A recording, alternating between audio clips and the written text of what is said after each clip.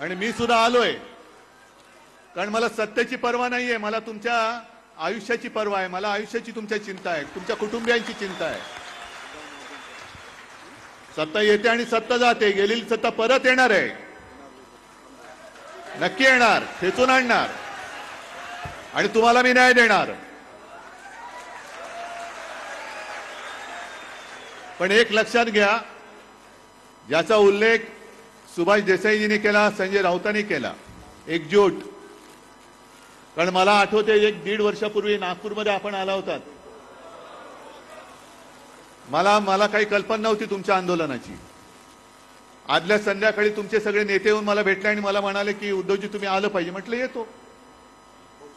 मग तिकडे प्रचंड मोठे, तुम्ही मोठ्या संख्येने, लाखोच्या संख्येने जमला होतात, पूर्ण स्टेडियम भरून गेलं होतं.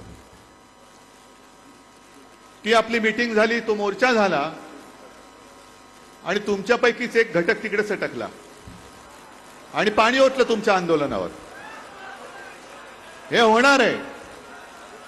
हे फाटाफुटीचं, फोडाफुटीचं राजकारण जे शिवसेनेसोबत केलं ते तुमच्यासोबत सुद्धा करणार नाहीत असं तुम्हाला वाटतंय?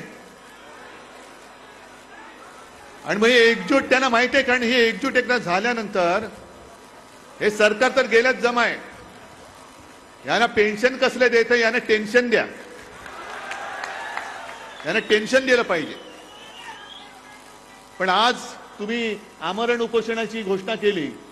माझं मत आहे उपोषण नका करू. आधी उपाशी आहातच. तुम्ही उपाशी राहिलात काय नाही राहिलात काय यांना काय फरक पडतोय? आपलं आंदोलन असं असलं पाहिजे की यांना सत्तेशिवाय उपाशी ठेवलं पाहिजे, तो निर्धार करा. पण आंदोलन एकदा पेटल्यानंतर मशाल आहे ती.